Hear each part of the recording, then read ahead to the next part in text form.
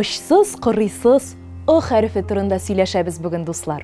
Хәзер мин сезгә яңа гына сүзлектән төшкән бер табышмак әйтәм, ә сез җавабын белеп карагыз. Бәләкәй генә яшь килен бии-бии дә корсакка кала. Белдегезме? Ул килен орчык икән. Орчык җеп эрләгеч җайланма. Борынгы төрки телдә орчык агуршак, агырсак. Борынгы монгол телендә агурчук. Сибир татарлары телендә авырҗык. Госманлы телендә агырак, үзбәктә урчук, венгр телендә орсо. Сүзнең нигезендә әйләнү, бөтерелү мәгънәсе ята. Бу башка күп телләрдә дә нәкъ шулай. Мәсәлән, русча орчык веретено. Авыл капкаларының вертикаль күчәрендә орчык диләр. Астрономия буенча иске текстларда җир шарының әйләнү күчәрен орчык дип атаганнары күренә. Ишмөхәммәд муллага, мәшһүр Ишми ишанга язылган бер хатта мондый юллар бар. Җирнең ике хәрәкәте бар. Берсе орчыгында 24 сәгатьтә бер мәртәбә хәрәкәт кыла, моннан көн һәм төн хасил була. Икенче хәрәкәте Кояш әйләнәсендә 365 көн 6 сәгатьтә бер мәртәбә. Бу хәрәкәттән 1 ел хасил була. Озак сүзенең борынгы формасы узак. Элек аның мәгънәсе дә вакыт агышына түгел, бәлки якынлык ераклыкка, озынлыкка нисбәтле булган, ягъни бүгенге ерак мәгънәсен белдергән.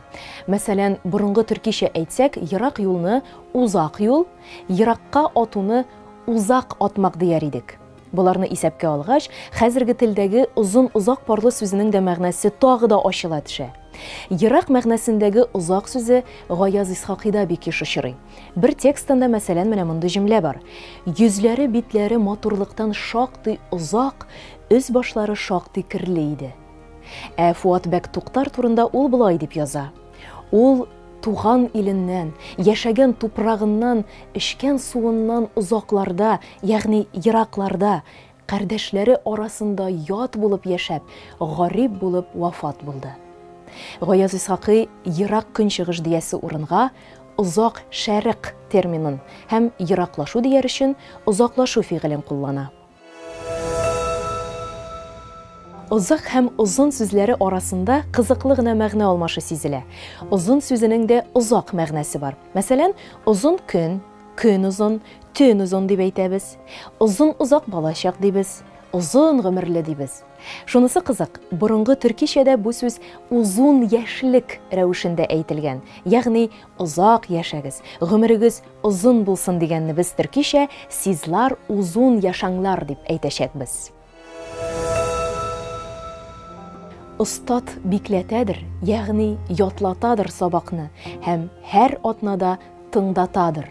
Бу сүзләр 1740 елларга караган Матвей Котельников сөйләүнәмәсеннән. Элек остаз янына шәһзадәләр дә җәяү барырга тиеш булганнар. Остаз сүзе гарәпчәдән кергән. Өйрәтүче, укытучы, җитәкче дигәнне аңлата. Оста язылышы да очрый. Профессорны да остаз дип атау кабул ителгән. Борынгы төрки телдә остаз өйрәтүче мәгънәсендә бакшы сүзе теркәлгән. Татарча оста, мастер сүзе дә остаз белән бер тамырдан. Элегрәк бу төшенчә балта остасын, ягъни русча плотникны гына белдерә. Соңыннан һөнәрнең башка тармакларына да таралып кулланыла башлый. Ни соң ул очрак? Буш сүз ул, наданлык шуның артына яшеренә. Ялкау акылның хәйләсе ул. Табигатьтә очрак дигән нәрсә бармыни? Сәбәпсез гамәл мөмкинмени? Дип язган рус галиме биолог Климент Тимирязев. Нәрсә соң ул очрак чынлап та? Без тел ягыннан карыйк. Очрак булган хәл, вакыйга, маҗара ул.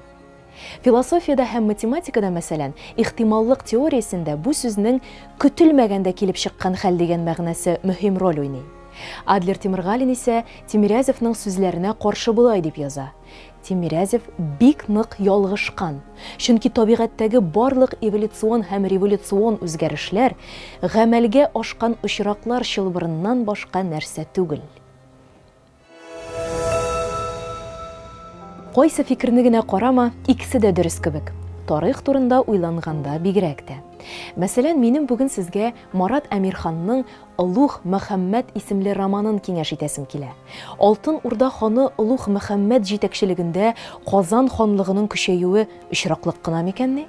Икенче яктан, очраклы хәлләрнең тарих барышы өчен әһәмияте шулай ук бик зур бит. Олуг Мөхәммәд бер-ике көн көтте дә, хәбәр булмагач, Василийны чакыртып алды. Василий тезләнеп, аның камзул итәген үпмәк булган иде, ирек куймады. «Монафиq син!» диде кызмыйча гына. «Бөек кнәзлекне сорарга килгәч тә итәгемне генә түгел, читек алтыннарымны да ялаган идең. Нәрсә килеп чыкты?» «Мин синең алда бик гаеплемен, мөхтәрәм хан», диде Василий төкреген йота-йота. «Гаебемне кан бәрабәренә юарга да ризамын». «Кан түгү турында түгел, солых турында, дөресрәге, сине әсирлектән азат итү шартлары турында сөйләшергә дәштердем», диде Олуг Мөхәммәд. «Мин җиңүче, син җиңелүче, мин таләпче, син үтәүче». «Баш өсте, мөхтәрәм хан», диде Василий, турыга каткан хәлдә. Ул селкенергә дә кыймыйча басып тора иде. «Мин яңа дәүләт, Казан ханлыгы оештырам». Шулай итеп, сүзлегебездәге иң түгәрәк хәрефкә багышланган тапшыруны да түгәрәкләп, йомгаклап куйдык. Ул Адлер Тимергалинның Миллият сүзлегенә нигезләнеп эшләнде. Тапшыруның алып баручысы мин, Резида Сәләхова булдым. Әссәламу алейкум ва рахматуллахи ва баракатух.